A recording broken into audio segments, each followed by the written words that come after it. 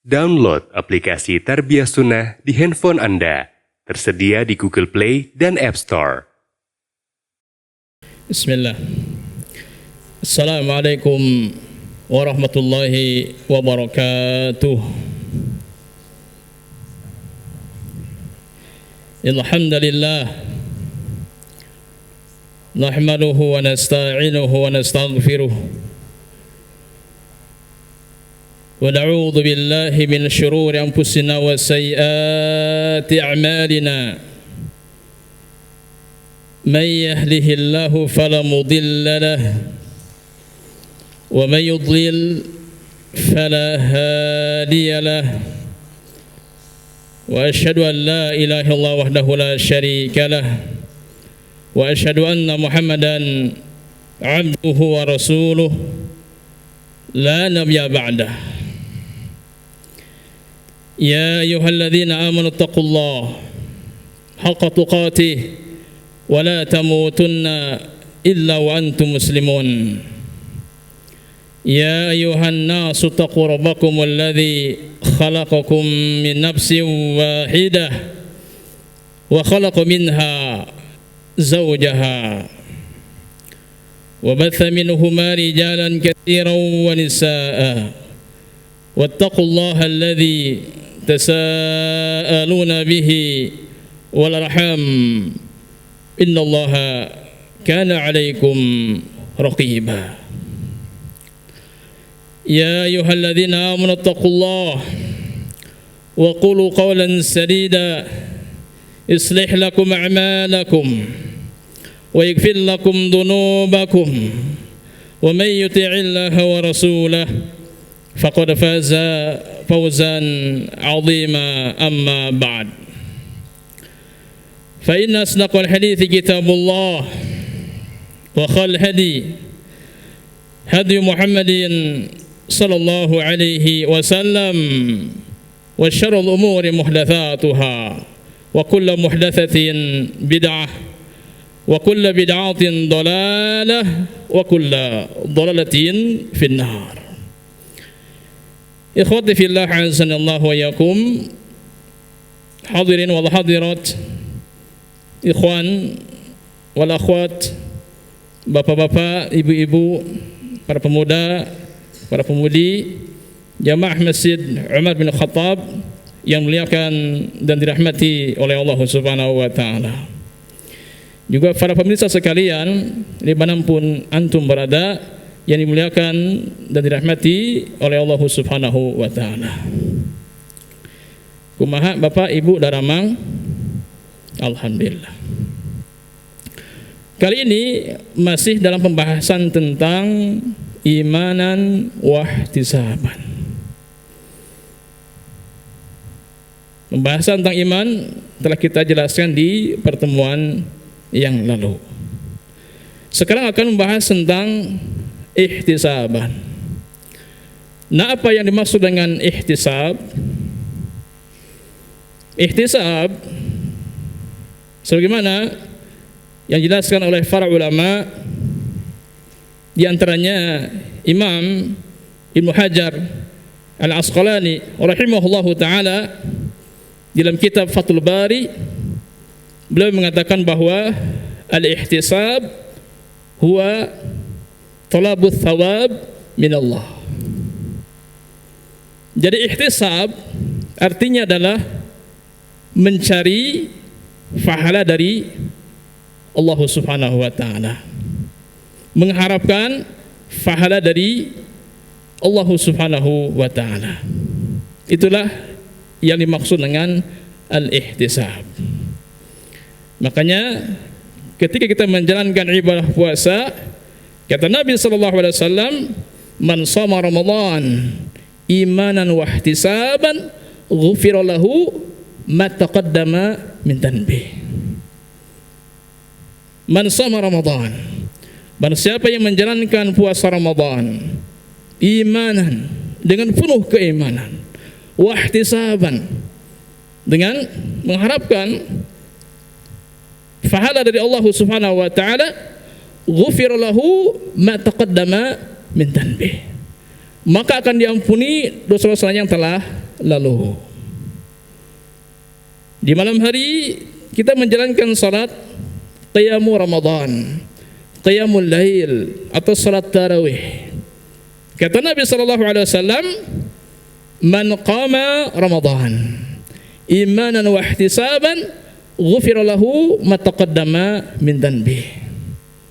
Man qama Ramadan, barang siapa yang menjalankan qiyamul Ramadan, qiyamul lail, salat tarawih imanan, dengan penuh keimanan, wa ihtisaban, dan mengharapkan pahala dari Allah Subhanahu wa taala, ghufira lahu ma taqaddama min dhanbi, maka akan diampuni dosa yang telah lalu. Jadi al-ihtisab artinya adalah mengharapkan pahala dari Allah Subhanahu wa taala. Nah, jemaah sekalian yang muliakan dan dirahmati oleh Allah Subhanahu wa taala, setiap perintah Allah Subhanahu wa taala pasti ada janji-janji Allah. Di dalam ibadah pasti ada janji-janji Allah Subhanahu wa taala. Ya, makanya ihtisab artinya adalah mendambakan, merindukan, mengharapkan janji Allah Subhanahu wa taala berupa pahala. Itulah al-ihtisab. Ya. Jadi mengharapkan balasan dari Allah Subhanahu wa taala, mengharapkan janji Allah Subhanahu wa taala berupa pahala, itulah yang dinamakan dengan ihtisab, disebut juga dengan keikhlasan. Ketika seorang beribadah kepada Allah Subhanahu wa taala dengan mengharapkan balasan dari Allah, baik berupa pahala ataupun surga, karena balasan tertinggi yang Allah Subhanahu wa taala berikan kepada hambanya yaitu apa? Surga. Maka itu namanya apa? Keikhlasan. Jadi ihtisab dengan kata lain adalah keikhlasan. Ya, karena mengharapkan balasan dari Allah Subhanahu wa taala. Nah, sebaliknya mengharapkan balasan dari selain Allah itu bukan ihtisab. Itu bukan keikhlasan. Seorang beramal, beribadah, tapi ingin mengharapkan pemberian dari manusia, ini bukan ihtisab. Ini bukan keikhlasan. Tapi apa? Apa coba? Jamil, perbuatan riya. Oleh karena itulah maka seorang ulama mengatakan ketika menjelaskan ikhlas, bahwa ikhlas itu adalah tasfiyatul fi'li an mulahadatil makhluqin. Tasfiyatul fi'li, membersihkan amal perbuatan, an mulahadatil makhluqin, dari pandangan manusia. Itu namanya ikhlas. Sekali lagi jamaah sekalian, ikhlas itu artinya adalah tasfiyatul fi'li an mulahadatil makhluqin, membersihkan amal perbuatan, membersihkan amal ibadah dari pandangan manusia. Setiap amalan, setiap ibadah dengan tujuan dan target manusia itu bukan keikhlasan. Bukan keikhlasan. Ikhlas gak ada hubungan dengan manusia, gak ada hubungannya. Oleh sebab itulah maka ada 3 hal yang menjadi target seorang dari manusia di dalam beribadah. Ada 3 hal yang menjadi target seseorang dari manusia dalam beribadah. Target yang pertama, seorang beribadah kepada Allah Subhanahu wa taala dengan harapan ingin mendapatkan pandangan dari manusia, agar manusia memujinya, agar manusia menyanjungnya. Ini apa namanya? riya. Jelas. Menjalankan ibadah karena ingin dipuji, disanjung oleh manusia. Ini adalah perbuatan riya.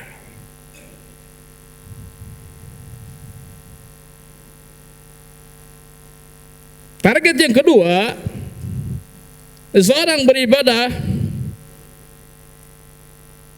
karena takut dicaci maki, takut dicela oleh manusia. Ini namanya apa? Riya juga.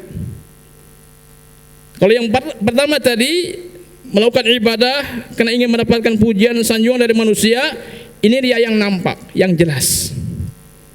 Tapi yang kedua tadi, beramal, beribadah karena takut dicimaki orang, takut dicela oleh orang, ini pun ternyata riya, tapi riya yang terselubung, riya yang tersembunyi. Ini kebanyakan orang nggak paham atau nggak sadar tentang jenis riya yang kedua ini. Jadi kita jangan sampai memahami bahwa riya itu ternyata melakukan amalan, melakukan ibadah karena ingin mendapatkan pujian dan sanjungan saja. Ketika seorang beribadah kepada Allah Subhanahu wa taala dengan tujuan takut dicela oleh orang, takut dicemaki orang, itu pun ternyata perbuatan riya. Riya yang terselubung, riya yang tersembunyi. Bahaya sekali. Ada seorang pergi ke masjid untuk menjalankan salat wajib, salat lima waktu setelah berjamaah. Rajin banget. Dia ditanya, "Kamu rajin banget ke masjidnya?" "Oh iya dong." Dia mengatakan, "Apa nanti kata orang kalau saya tidak salat di masjid?" Apa nanti kata orang? Rumah saya dekat dengan masjid, rumah saya bergandengan dengan masjid, rumah saya berhadapan dengan masjid. Apa nanti kata orang kalau saya tidak sholat berjamaah di masjid? Lihat jemaah sekalian, ternyata orang ini pergi ke masjid untuk sholat berjamaah, tujuannya untuk melepaskan diri dari caci maki dan celaan manusia. Seorang rajin ke kajiannya,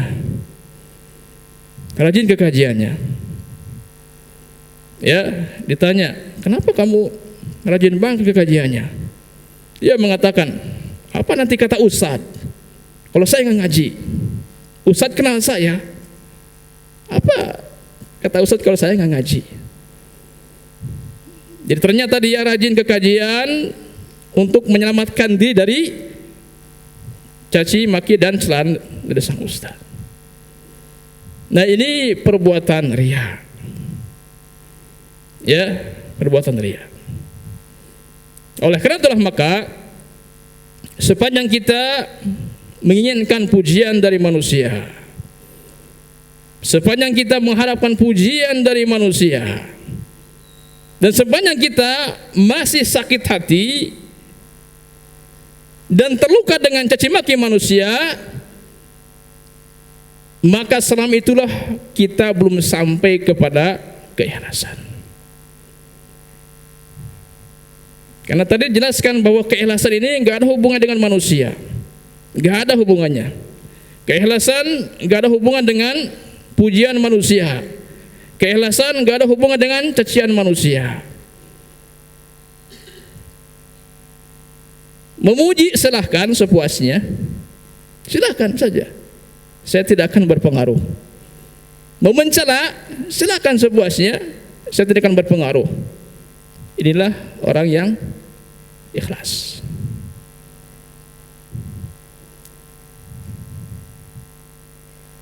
Ya, itulah orang yang ikhlas. Ingat, manusia tidak pernah menjadi tujuan amal. Manusia tidak pernah menjadi tujuan ibadah. Ikhlas itu nggak ada hubungan dengan manusia. Ikhlas itu nggak ada hubungan dengan dunia.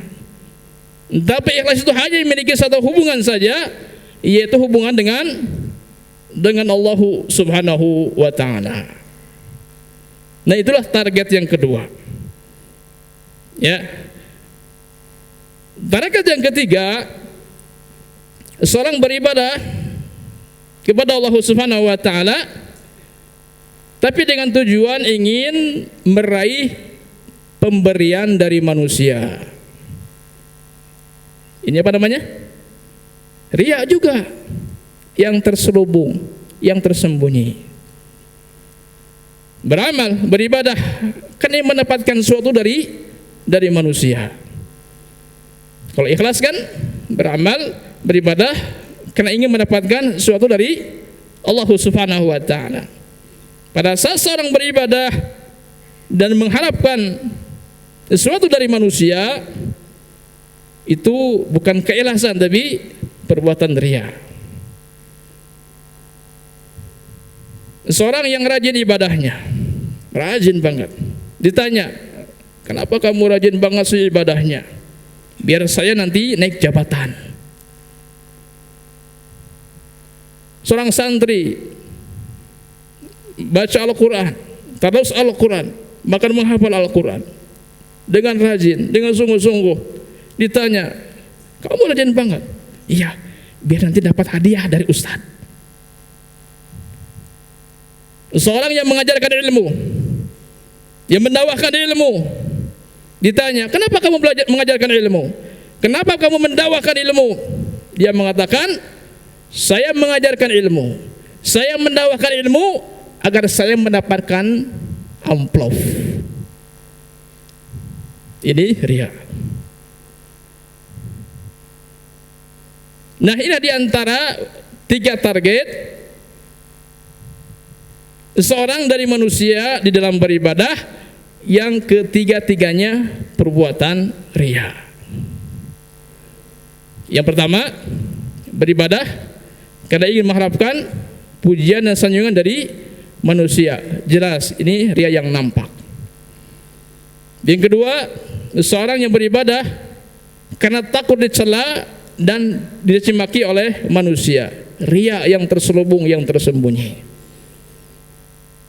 Seorang yang beribadah kan ingin mendapatkan sesuatu dari manusia, ingin mendapatkan pemberian dari manusia. Ini pun ternyata perbuatan riya yang tersembunyi, yang terselubung.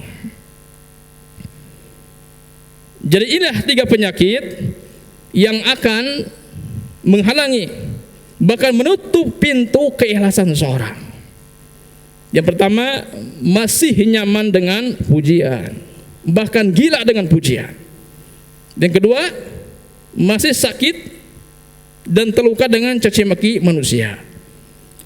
Lalu yang ketiga adalah beramal, beribadah karena masih ingin mendapatkan pemberian dari manusia.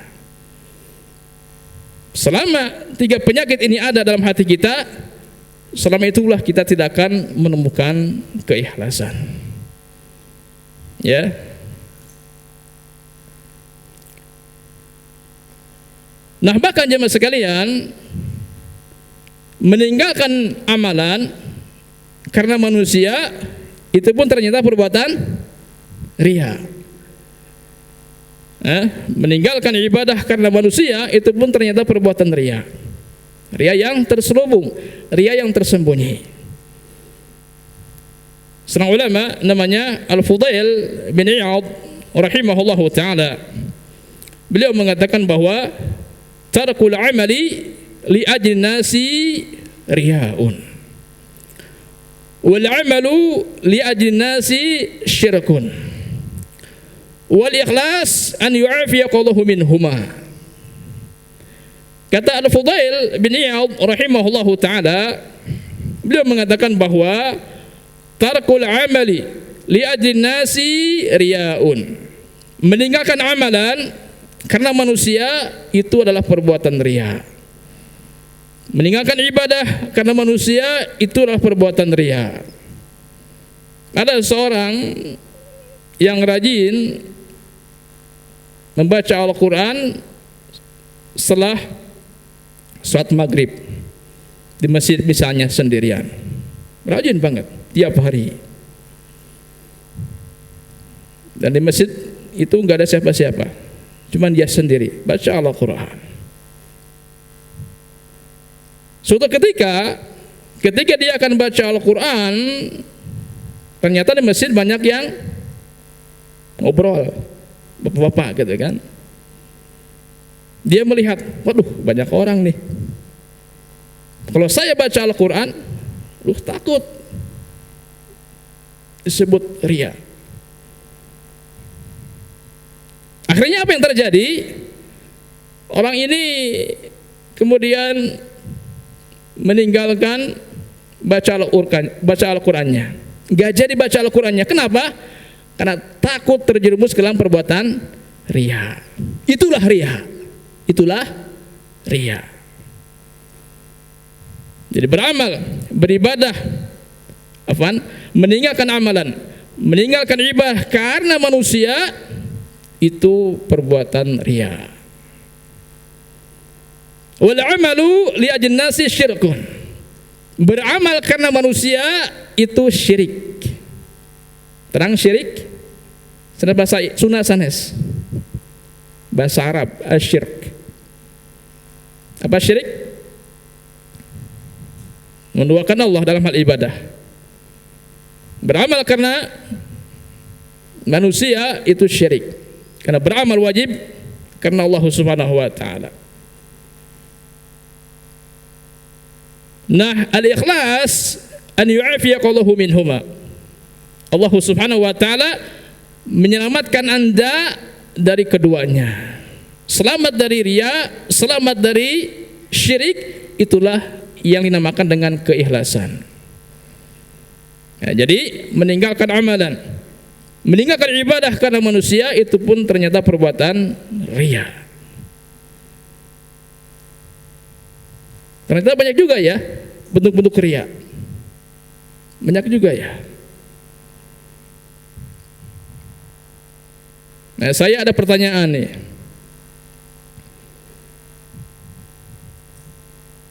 Ada seorang beribadah, ya, beribadah di rumah dan di masjid. Kalau di rumah mungkin sendirian, kalau di masjid banyakan.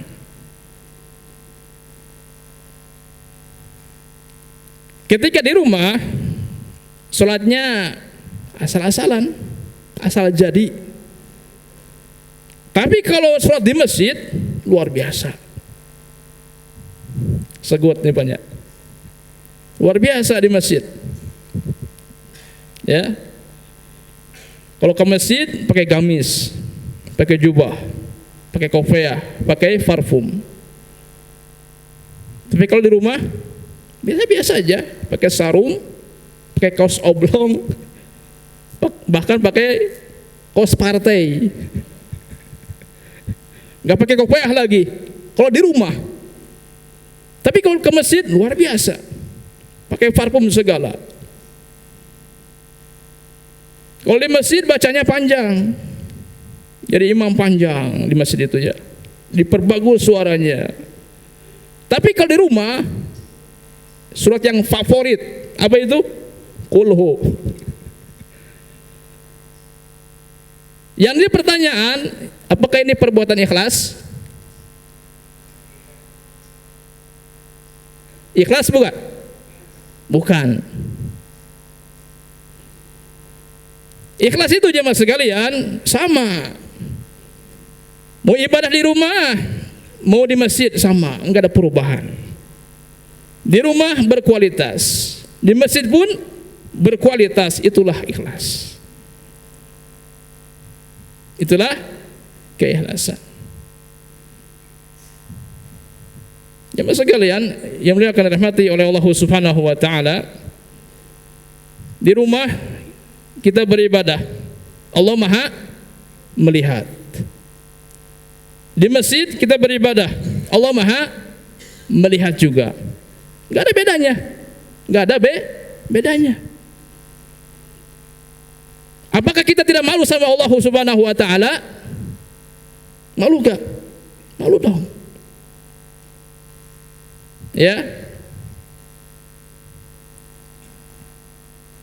Seorang yang ibadah seperti ini berarti dia telah melakukan lelucon dengan ibadah kepada Allah, main-main dengan ibadah. Makanya ulama kita mengatakan ketika menjelaskan keikhlasan, istiwa'u a'malil 'abdi fi dhahir wal batin. Ikhlas itu artinya adalah istiwa'u a'malil 'abdi, kesamaan amal seorang hamba fi dhahir wal batin, baik dalam kesendirian maupun ketika di hadapan orang banyak. Itulah ikhlas. Jadi walhasil jemaah sekalian, banyak sekali macam-macam dan bentuk-bentuk perbuatan riya. Ya, oleh sebab itulah maka para ulama mereka banyak mengeluhkan tentang keikhlasan.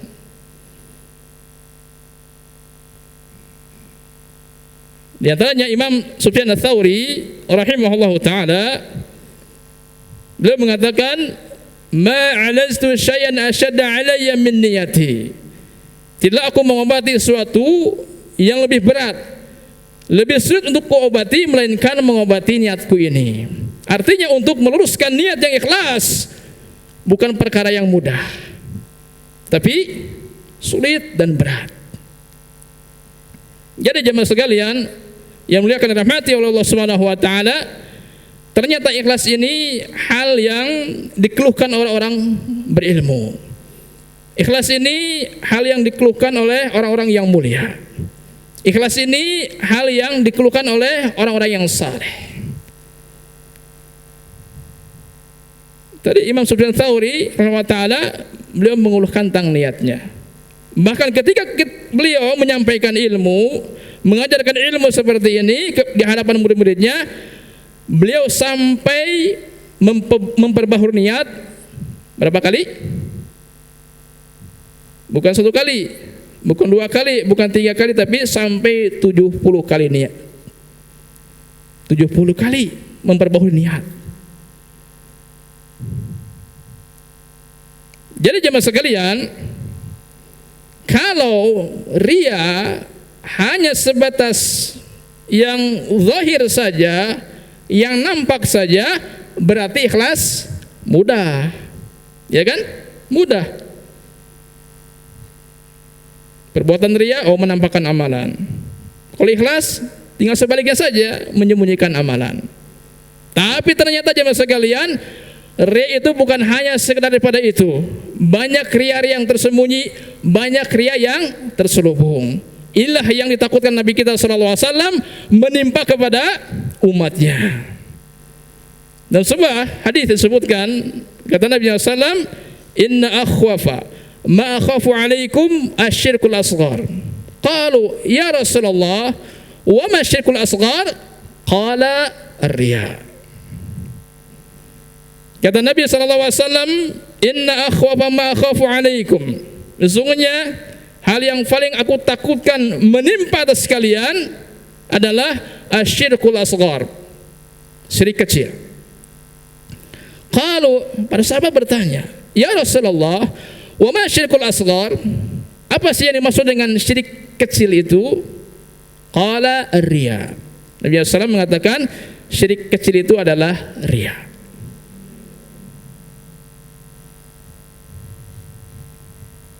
Ya. Nah, jadi dari sinilah kita bisa menyimpulkan bahwa ternyata ikhlas itu tidak mudah, alias sulit dan berat, karena banyak perbuatan riya yang terselubung, yang tersembunyi. Kalau sebelum ngaji kita kan mengatakan ikhlas itu mudah sekali. Tapi ketika ikhlas itu kita pelajari, kita pahami, ternyata sulit dan berat.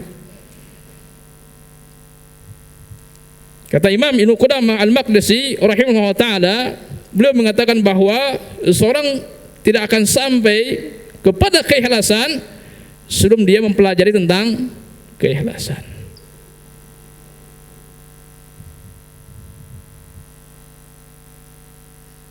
Nah, jadi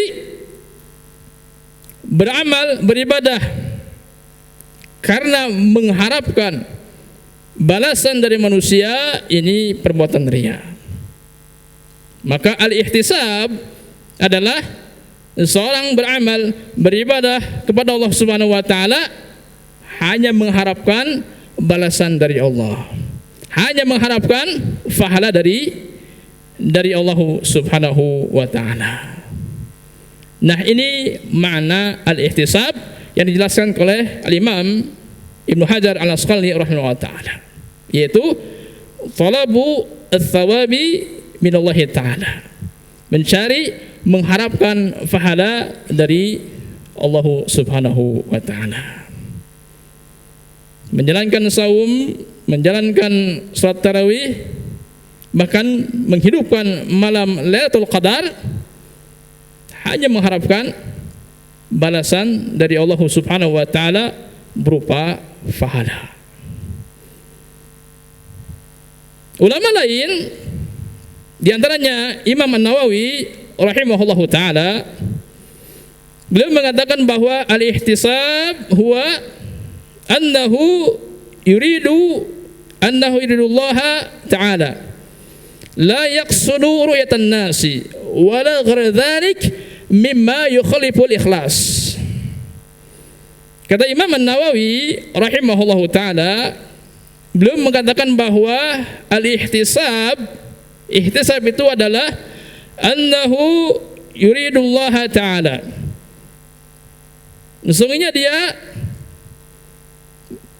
menginginkan Allah Subhanahu wa ta'ala, menginginkan Allah Subhanahu wa ta'ala, la yaqsudu ru'yatan nas, bukan bermaksud untuk mendapatkan pandangan dari manusia, bukan bermaksud untuk ingin dilihat oleh manusia, wala ghairu dzalik, dan bukan pula untuk yang lainnya, mimma yukhaliful ikhlas, dari sesuatu yang menyelisihi dan menyalahi keikhlasan. Jadi kata beliau rahimahullah ta'ala, ihtisab artinya adalah menginginkan Allah Subhanahu wa ta'ala, bukan yang lainnya. Ini sama dengan makna keikhlasan.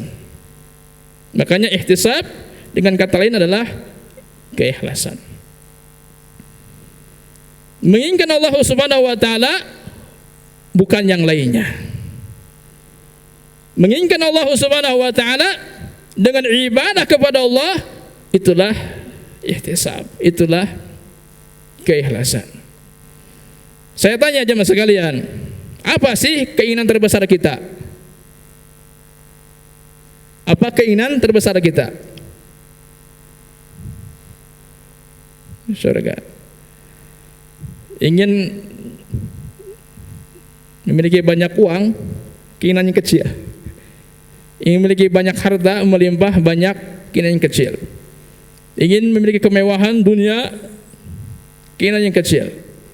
Ingin jabatan yang tinggi, ingin kekuasaan, keinginannya kecil. Coba apa? Keinginan terbesar kita? Inginnya berdosa. Keinginan terbesar kita adalah keinginan kepada yang maha besar. Kita yang kecil menginginkan yang maha besar, itu Allah Subhanahu wa ta'ala. Kita yang lemah menginginkan yang maha kuat, yaitu Allah Subhanahu wa ta'ala. Kita yang fakir, yang miskin menginginkan yang maha kaya, Allah Subhanahu wa ta'ala. Jadi keinginan terbesar kita adalah keinginan kepada Allah Subhanahu wa ta'ala. Apabila kita menginginkan Allah Subhanahu wa ta'ala dan kita meraih ridha Allah, maka apapun yang kita minta, Allah akan berikan. Kalau kita sudah sampai pada level, pada tahap meraih ridha Allah, maka Allah Subhanahu wa ta'ala akan berikan kepada kita segala-galanya, baik dunia maupun akhirat. Kalau kita sudah meraih ridha Allah Subhanahu wa taala. Akan tapi jemaah sekalian, banyak orang yang menginginkan Allah tapi belum sampai kepada tahap meraih ridha Allah Subhanahu wa taala. Nah, jemaah sekalian yang muliakan rahmati Allah Subhanahu wa taala, ternyata keikhlasan ini memiliki banyak keajaiban-keajaiban. Jadi ikhlas itu ajaib sekali, merubah segalanya menjadi berbeda. Ibadah yang berat, kalau kita jalankan penuh keikhlasan, maka ibadah yang berat ini menjadi ringan. Ibadah yang pahit, ada ibadah yang pahit? Ada enggak? Pahit dirasakan. Buktinya enggak lama, enggak betah. Ibadah yang pahit, kalau dijalankan dengan penuh keikhlasan, ibadah yang pahit akan menjadi manis. Itulah keikhlasan. Ya, dengan ikhlas kita akan menjalankan ibadah dengan sebaik mungkin. Kita akan menikmati betapa lezatnya ibadah. Kita akan menikmati betapa nikmatnya ibadah itu kalau kita jalankan penuh dengan keikhlasan. Jadi jemaah sekalian, kalau kita beribadah kepada Allah dengan penuh keikhlasan, ikhlas yang sangat sempurna, ibadah kita akan nyaman, akan tenang. Kita akan menikmati ibadah itu. Kalau kita beribadah kepada Allah Subhanahu wa taala, contohnya salat. Ketika salat, kita tidak menemukan ketenangan. Susah untuk khusyuk. Pokoknya gelisah dan gelisah, apalagi imamnya membaca salat panjang begitu, dipastikan kita belum sampai kepada keikhlasan. Karena orang ikhlas itu hatinya nyaman, hatinya tenang, hatinya bahagia. Kenapa demikian? Jawabannya karena orang ikhlas ini dijaga oleh Allah Subhanahu wa taala. Dijaga oleh Allah Subhanahu wa taala. Orang ikhlas orang yang spesial bagi Allah. Orang ikhlas orang yang berarti bagi Allah Subhanahu wa taala. Siapa yang menjadi orang yang berarti bagi Allah, dia akan mendapat jaminan dari Allah Subhanahu wa taala. Apa jaminan Allah? Bagi orang yang berarti baginya, dia akan dijaga, dia akan dilindungi, dia akan diselamatkan oleh Allah Subhanahu wa taala. Siapa yang diselamatkan oleh Allah, tidak ada satupun yang akan mencelakakannya. Tidak ada satupun yang akan menyesatkannya. May yahdillahu fala mudhillalah. Siapa yang diberi hidayah oleh Allah Subhanahu wa taala, maka tidak ada satupun yang akan menyesatkannya. Termasuk setan. Setan lemah tipu dayanya ketika berhadapan dengan orang-orang ikhlas. Lihat dalam surat Al-Hijr ayat 39-40. Si iblis ini mengatakan, qala rabbi bima aghwaytani law zaynannahum fil ardi wa la aghnahum ajma'in illa min ibadaka minhumul mukhlasin. Si iblis mengatakan, ya Allah, karena engkau telah memvonis aku sesat, maka aku akan menghiasi perbuatan dosa dan maksiat di muka bumi ini. Jadi jemaah sekalian, dosa dan maksiat dihiasi oleh iblis. Dihiasi oleh iblis sedemikian rupa. Agar apa? Agar menarik perhatian. Makanya lihat, setiap dosa dan maksiat itu sesuai dengan hawa nafsu manusia, sesuai dengan keinginan manusia. Setiap dosa dan maksiat umumnya itu menyenangkan hawa nafsu. Itu tipu daya iblis. Jangan ketipu. Ya, iblis menggunakan tipu dayanya untuk menggoda manusia dengan dua hal. Yang pertama dengan syubhat, yang pertama dengan syahwat. Di dosa dan maksiat dihiasi oleh iblis sedemikian rupa sehingga ini semua akan menarik perhatian manusia. Kita jangan tertipu. Orang yang terjerumus dalam perbuatan dosa dan maksiat berarti dia jahil, ketipu dia. Lalu dia mengatakan, wala ughwiyannahum ajma'in, aku pun akan menyesatkan mereka semuanya. Kata si iblis. Ya, mas sekalian, ada kelompok tertentu yang dikecualikan oleh iblis. Iblis lemah ketika menggoda orang-orang tersebut, kelompok tersebut. Iblis mengatakan, illa min ibadaka al-mukhlasin. Kecuali ya Allah hamba-hambamu yang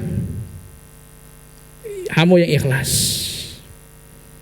Orang yang ikhlas tidak akan digoda oleh iblis. Orang yang ikhlas tidak akan mungkin disesatkan oleh iblis.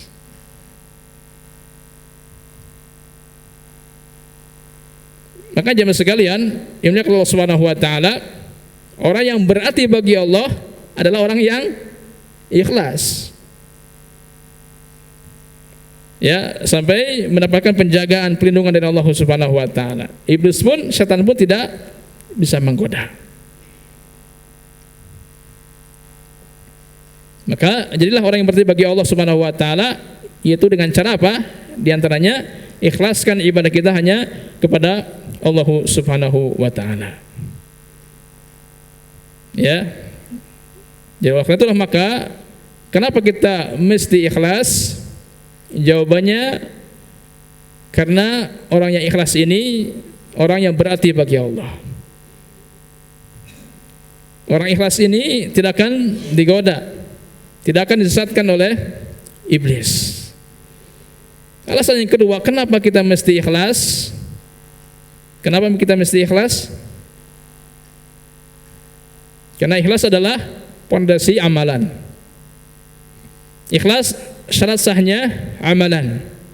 Ikhlas syarat diterimanya amalan. Tanpa keikhlasan, sebesar apapun amalan, sebanyak apapun amalan, bahkan sehebat apapun amalan, maka semuanya akan menjadi sampah. Semuanya akan menjadi sia-sia. Semuanya akan menjadi penyesalan nanti di akhirat. Semuanya tidak akan terima oleh Allah Subhanahu wa taala. Dalam sebuah hadis disebutkan, innallaha la yaqbalu minal amal illa ma kana lahu khalisan wa btughi bi wajhu. Sesungguhnya Allah Subhanahu wa taala tidak akan menerima seluruh amalan kecuali amalan yang diikhlaskan karena mengharapkan wajah Allah Subhanahu wa taala. Ingat jemaah sekalian, amalan tanpa keikhlasan itu bukan ibadah. Amalan tanpa keikhlasan itu bukan ibadah, tapi itu adalah kemaksiatan. Kemaksiatan.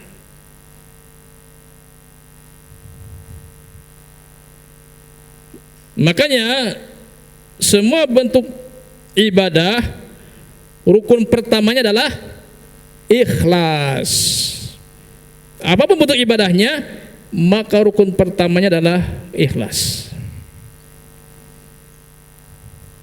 Alasan ketiga, kenapa kita mesti ikhlas? Kenapa kita mesti ikhlas? Karena ikhlas ini adalah keberhasilan, kesuksesan dunia dan akhirat. Jadi kalau kita memiliki satu tujuan itu tidak akan sampai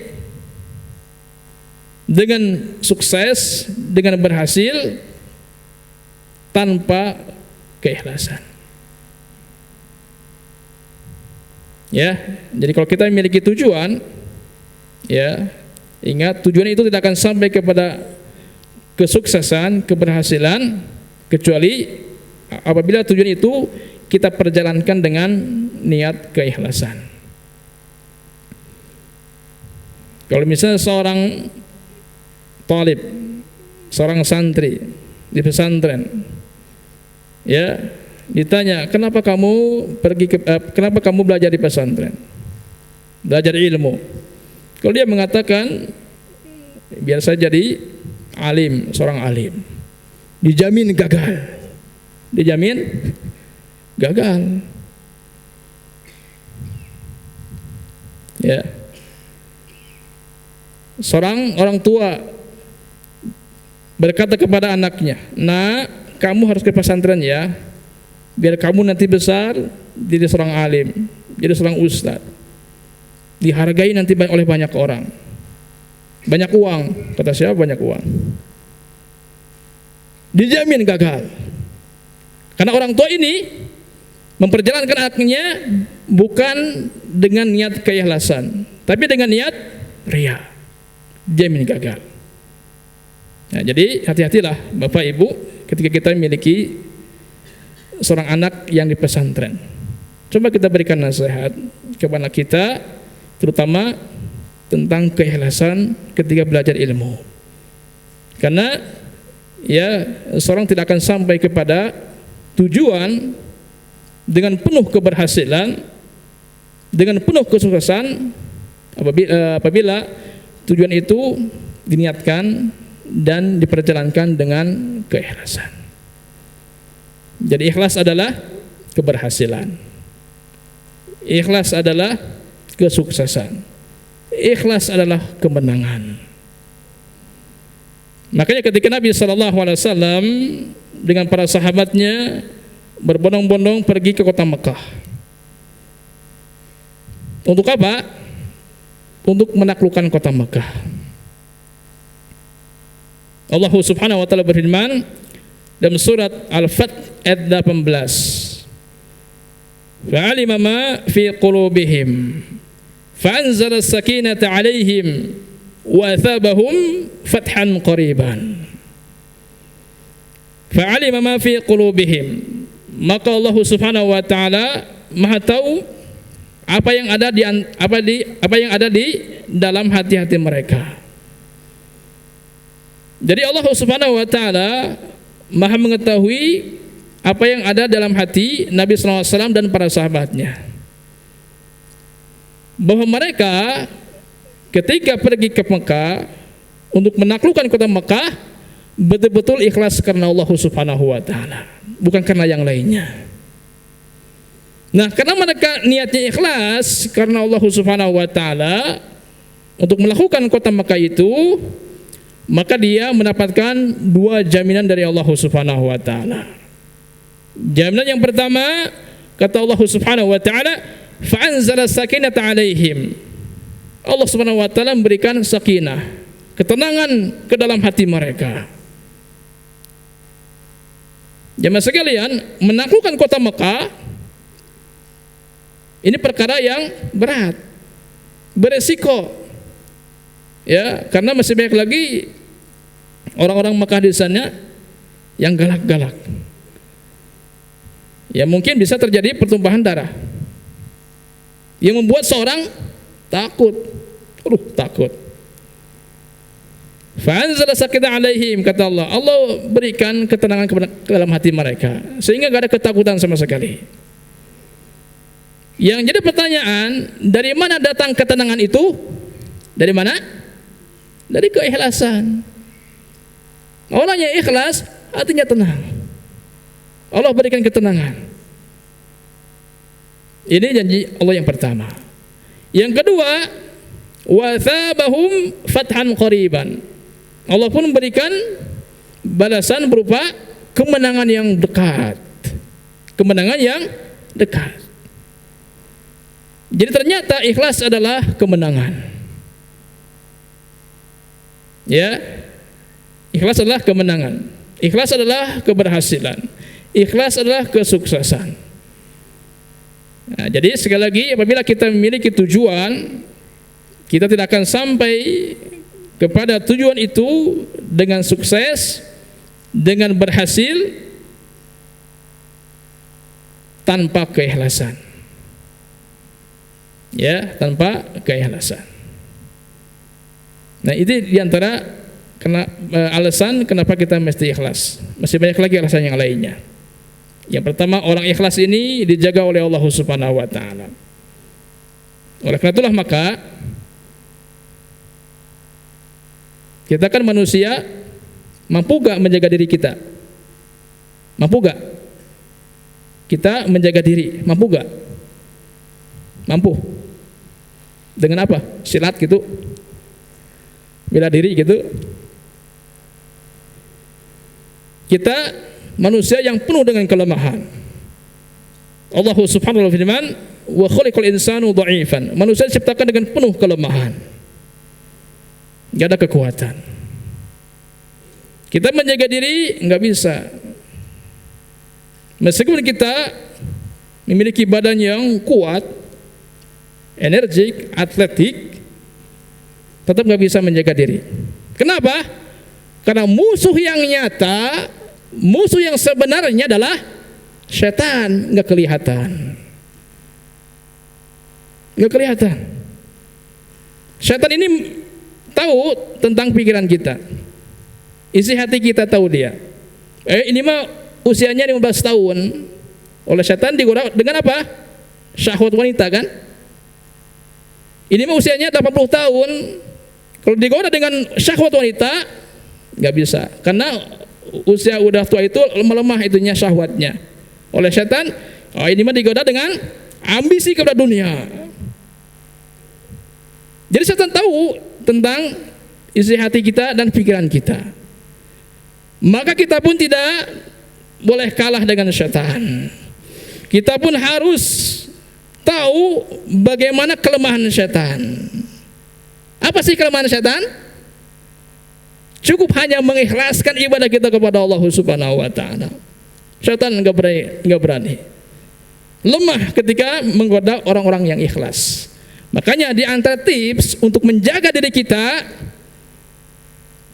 kita adalah pastikan, usahakanlah Allah Subhanahu wa ta'ala yang menjaga kita. Siapa yang dijaga oleh Allah Subhanahu wa ta'ala, dia akan selamat. Ya, jadi tips untuk menjaga diri kita adalah usahakanlah Allah yang menjaga kita.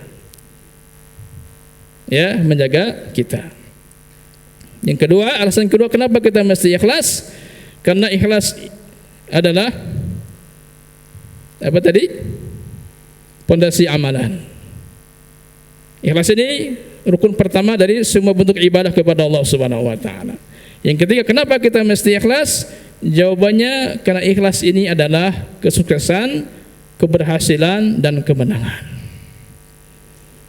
Nah, jadi apabila kita menjalankan ibadah kepada Allah Subhanahu wa ta'ala, tapi kita tidak menemukan kemudahan-kemudahan dalam ibadah itu, nggak ada ketenangan, nggak ada kehusyuan apalagi.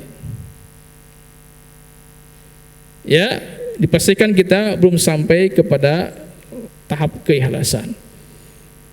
Karena orang yang betul-betul ikhlas dalam beribadah kepada Allah Subhanahu wa ta'ala, dia akan merasakan ketenangan, kenyamanan, bahkan dia akan menikmati ibadah itu. Makanya ikhlas ini keajaiban, ajaib sekali. Ibadah yang berat akan menjadi lebih ringan kalau dijalankan dengan penuh keikhlasan. Karena Allah Subhanahu wa ta'ala menjaga orang-orang yang ikhlas. Nah, bagaimana cara supaya kita sampai kepada keikhlasan? Bagaimana caranya? Yang pertama, cintai akhirat. Cintai Allah dan akhirat. Kalau kita betul-betul mencintai Allah Subhanahu wa ta'ala, mencintai akhirat, maka insyaallah kita akan mudah sekali mengikhlaskan ibadah hanya kepada Allah Subhanahu wa ta'ala. Ya. Nah, sebaliknya kalau dalam hati kita masih saja mencintai dunia, masih saja mencintai dunia, maka sulit sekali bagi kita untuk mengikhlaskan ibadah kepada Allah Subhanahu wa taala. Ingat jemaah sekalian, cinta dunia ini adalah dosa. Dosa. Kenapa? Karena bertentangan dengan Al-Qur'an. Walal akhiratu khairul laka minal ula, kan? Gitu kan? Dan akhirat itu lebih baik daripada dunia. Jadi apabila kita cinta dunia, kita dosa. Karena Allah Subhanahu wa taala menghendaki kehidupan akhirat. Cinta dunia, apalagi sampai ambisi. Nah, bahaya nih orang yang ambisi kepada dunia. Dia akan dihukum oleh Allah Subhanahu wa taala. Apa hukumannya? Yang pertama, kegelisahan yang tiada henti-hentinya. Gelisah terus. Di pagi hari gelisah, di siang hari gelisah, di sore hari gelisah, bahkan menjelang tidur pun nyiksa diri dulu, gelisah. Itu yang pertama ya, kegelisahan yang tiada henti-hentinya. Hukuman yang kedua, bagi orang yang ambisi kepada dunia, ya, yaitu kesibukan yang tidak mengenal istirahat. Sibuk terus. Kesibukan A sudah beres, ada yang lainnya kesibukan B. Kesibukan B pun sudah beres, ada kesibukan yang C, terusnya. Sibuk. Kalau sahabat jemaah sekalian, jadi ada dua hal yang sering salah menempatkan dalam pandangan manusia, antara kesibukan dan pekerjaan. Apa arti kesibukan? Apa arti pekerjaan? Apa coba? Kita pernah sibuk kan? Kita pernah kerja kan? Coba apa?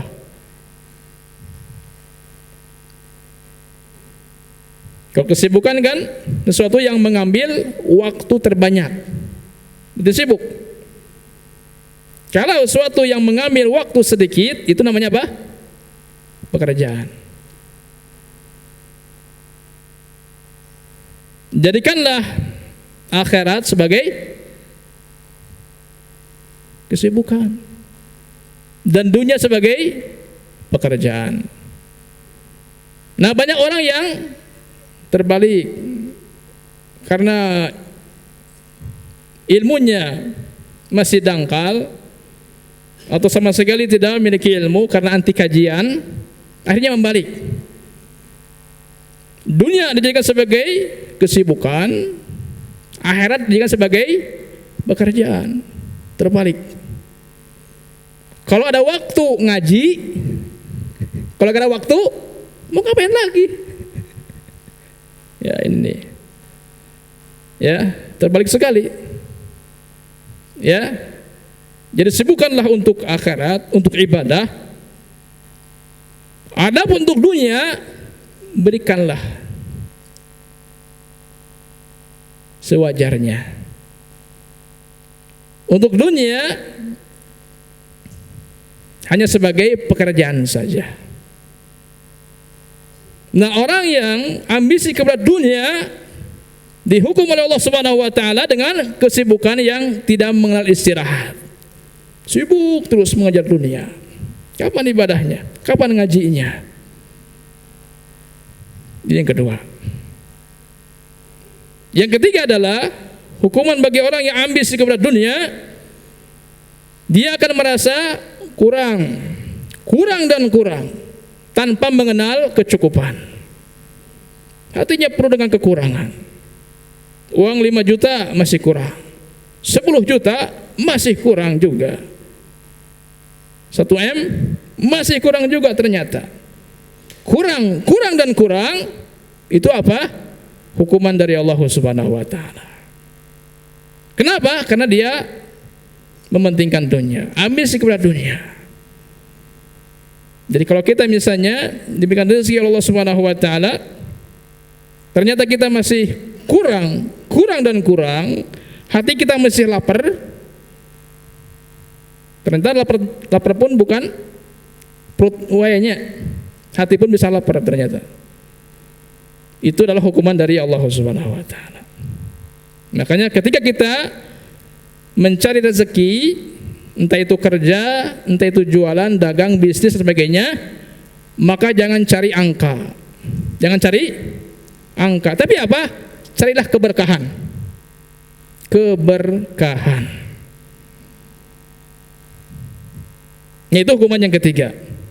Ya, hukuman yang ketiga yaitu hati yang penuh dengan kekurangan. Yang keempat, orang yang ambisi kepada dunia dihukum oleh Allah Subhanahu wa taala dengan panjang angan-angan. Banyak angan-angan, banyak rencana. Pada usianya 30 tahun, kamu rencana ke depan mau bikin apa? Mau apa? 20 tahun ke depan pingin begini, 30 tahun ke depan begini, 40 tahun ke depan begini. Usia dengan rencana, banyak rencana ternyata. Nah ini hukuman dari Allah Subhanahu wa taala bagi orang yang ambisi kepada dunia. Dan yang kelima adalah orang yang ambisi kepada dunia dihukum oleh Allah Subhanahu wa taala dengan banyak musuh kanan kiri. Karena orang yang ambisi dunia itu pinginnya nomor satu, ya Pak ya, nggak mau tersaingi oleh orang lain, pinginnya terdepan. Nah, makanya oleh Allah Subhanahu wa taala dihukum dengan adanya saingan kanan kiri.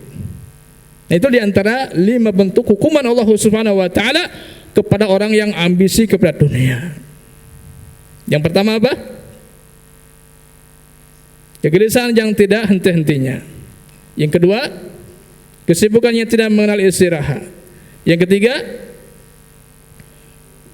merasa kurang dan tidak pernah cukup. Yang keempat, panjang angan-angan. Yang kelima, banyak musuh. Capek. Nah, apakah kita termasuk orang yang cinta dunia? Apakah kita termasuk orang yang ambisi kepada dunia?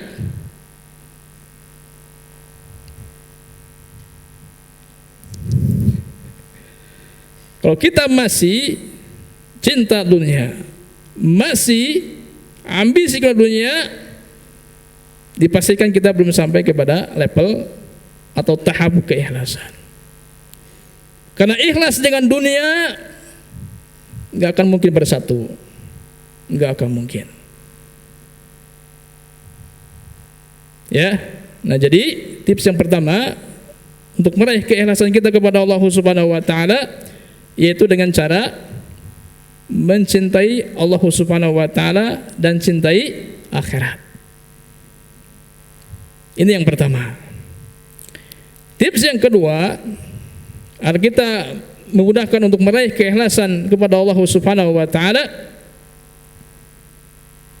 yaitu kita harus mengenal manusia dengan sebenarnya. Kenali manusia dengan sebenarnya. Kalau manusia memuji kita, hati-hatilah. Kalau manusia mencela kita, hati-hatilah. Kita harus betul-betul mengenal manusia. Kalau kita betul-betul mengenal manusia, kita tidak akan pernah mengharapkan pujian dari manusia. Kita pun tidak akan pernah sakit dan terluka dengan caci maki manusia. Kenapa demikian? Karena manusia itu memiliki 2 sifat. Ini manusia. Kalau kita betul-betul mengenal 2 sifat ini, maka insya Allah kita akan sampai kepada keikhlasan. Sifat yang pertama, manusia itu sedikit tahu tentang kita, dan tidak banyak tahu tentang kita. Jadi kalau kita dipuji oleh manusia, kita dipuji dengan 10%. Adapun 90%-nya Nggak tahu. Ya kan? Kita dipuji karena lihat lahiriahnya gitu kan, mungkin hatinya. Kalau dia mengetahui hatinya jelek, buruk, hancur, nggak mungkin memuji. Jadi manusia itu mengetahui sedikit hal dari kita. Berarti kita dipuji dengan sedikit itu. Kita dipuji dengan 10%. Maka pujian bagi kita adalah pujian yang tidak akurat. Pujian yang tidak berbobot. Karena kita dipuji dengan sesuatu yang sedikit. Kita katakan alhamdulillah rabbil alamin. Segala puji bagi Allah Subhanahu wa taala Rabbul alamin. Kenapa Allah dipuji? Kenapa Allah dipuji? Bahkan segala puji bagi Allah Rabbul alamin. Allah Rabb semesta alam. Karena Allah Subhanahu wa taala maha sempurna. Maka pujian layak, pantas bagi Allah Subhanahu wa taala karena Allah maha sempurna. Manusia penuh dengan kekurangan. Manusia penuh dengan kelemahan, maka tidak layak mendapat pujian. Kalau kita memahami bahwa kita dipuji dengan hal yang sedikit, ya, kita dipuji dengan hal yang sedikit, berarti saya nggak pantas dipuji. Ya, nggak pantas, nggak layak dipuji. Akhirnya apa? Tidak ingin dipuji. Nggak mau dipuji. Ini yang pertama, harus kita kenali. Yang kedua adalah manusia ini berubah-ubah. Kadang A, kadang B, kadang begini, kadang begitu. Jadi kalau hari ini si fulan memuji, nah Bapak jangan senang dulu, jangan bahagia dulu. Lihat nanti sepekan yang akan datang berubah. Gak mungkin kan setiap kita ketemu memuji terus? Gak mungkin. Masya Allah. Hari kedua, Masya Allah. Ketiga, Masya Allah. Gak mungkin. Itulah manusia, berubah-ubah. Jadi kalau manusia memuji saya, jangan kita gembira, bahagia. Besok berubah lagi, gak akan muji lagi. Nah sebaliknya, kalau hari ini dia mencela saya, mencaci maki saya, nah jangan sakit hati, jangan terluka. Kenapa? Karena nanti 3 hari lagi, sepekan lagi akan berubah. Gak mungkin tiap ketemu mencela terus. Gak mungkin kan? Gak mungkin. Maka insya Allah kita tidak akan sakit dengan celaan itu. Ya, jadi hari ini misalnya memuji, tunggu sepekan lagi dia akan mencela. Hari ini mencela, tunggu sepekan lagi akan memuji. Itulah manusia, berubah-ubah. Jangan merasa bahagia dengan pujian, jangan merasa sakit dengan celaan. 2 hal ini kita pahami dari manusia. Pertama, manusia mengenal kita sedikit sekali, kebanyakan nggak tahu, cuma 10%, 90% nggak tahu. Yang kedua, manusia sering berubah-ubah. Insya Allah kita tidak akan menjadikan manusia sebagai tujuan amal, tidak akan menjadikan manusia sebagai tujuan ibadah. Ini tips yang kedua, supaya kita bisa meraih keikhlasan kepada Allah Subhanahu wa taala. Memuji silakan, mencela silakan, akan berpengaruh, tidak akan berpengaruh. Tips yang ketiga, supaya kita bisa meraih keikhlasan. Ini terakhir mungkin ya, karena waktu sudah 1 jam lebih. Karena cara atau tips untuk meraih keikhlasan banyak sekali. Saya akan berikan 3 aja lah. Yang ketiga, yang terakhir, supaya kita bisa meraih keikhlasan, yaitu apa? Jauhi syuhrah. Apa syuhrah? Ketenaran, popularitas, Bahasa media sosialnya apa? Viralitas. Orang yang menginginkan popularitas, kedudukan, ingin viral, dipastikan dia gak ikhlas, belum sampai kepada keikhlasan. Karena keikhlasan sama sekali nggak ada hubungan dengan popularitas. Keikhlasan nggak ada hubungannya dengan viralitas. Nabi SAW bersabda, "Man labisa thawba syuhratin," barang siapa yang memakai pakaian syuhrah, pakaian yang membuat orang terkenal, ya, pakaian yang membuat pelakunya terkenal, albasahullahu thawba madzalatin yaumal qiyamah, maka Allah Subhanahu wa taala akan memberikan pakaian yang hina pada hari kiamat nanti. Jadi ternyata jemaah sekalian, orang yang memakai pakaian syuhrah yang membuat pelakunya terkenal, Allah Subhanahu wa taala akan berikan pada hari kiamat nanti pakaian kehinaan.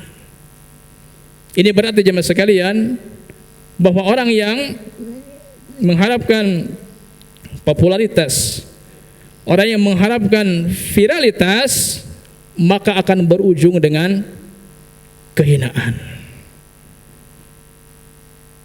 Ulama umat terdahulu di kalangan as-salafus salih, selama mereka hidup bagaimana? Terkenal kan?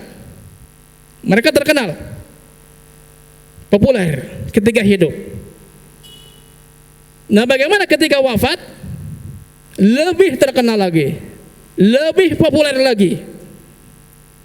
Coba kita bandingkan dengan ulama-ulama zaman sekarang, para ustaz, para pendakwah yang memang tujuannya untuk popularitas, yang memang tujuannya untuk meraih viralitas.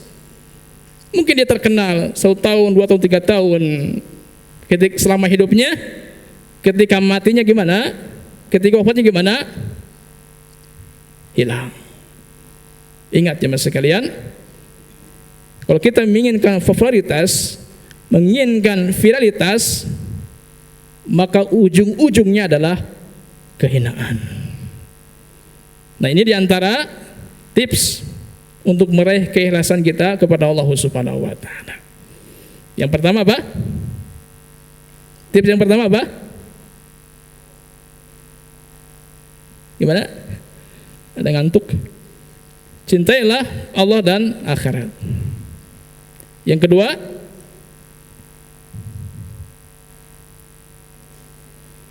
kenali 2 sifat manusia. Yang ketiga, jauhi, hindari syuhrah, ketenaran atau viralitas. Dan masih banyak lagi tips-tips yang lainnya untuk meraih dan menjaga keikhlasan kita. Nah, inilah jemaah sekalian di antara 2 makna al-ihtisab yang dijelaskan oleh para ulama.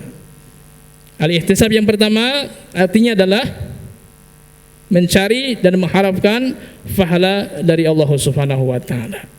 Dan ihtisab yang kedua adalah menginginkan Allah Subhanahu wa taala, bukan yang lainnya.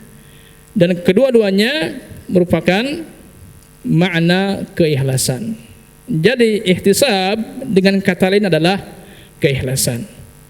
Nah, iman dan ikhlas ialah 2 kekuatan, 2 energi yang akan menjadikan kita ibadah semakin maksimal, semakin sempurna, dan kita pun akan betul-betul meraih keberkahan di bulan Ramadan. Jalankanlah ibadah dengan penuh keimanan dan jalankanlah ibadah dengan penuh keikhlasan. Apabila ibadah kita dijalankan dengan penuh keimanan dan keikhlasan, maka kita akan merasakan betapa nikmatnya ibadah itu. Dengan iman, ibadah akan membuat nikmat, bahkan akan membuat ibadah kita semakin manis. Dengan ikhlas pula akan membuat ibadah kita semakin nikmat, bahkan dengan ikhlas pula akan membuat ibadah semakin manis. Imanan wa ihtisaban. Allahu a'lam bishawab. Inilah jemaah sekalian kajian yang bisa saya sampaikan pada pagi ini. Semoga bermanfaat bagi kita semua. Barakallahu fikum jami'an. Subhanakallah bihamdik asyhadu an astaghfiruka wa atubu ilaik wa akhiru da'wana alhamdulillahi alamin. Wassalamualaikum warahmatullahi wabarakatuh. Yuk belanja di TS Mart. Dengan belanja di TS Mart, Anda turut berpartisipasi dalam dakwah yang diselenggarakan YTS.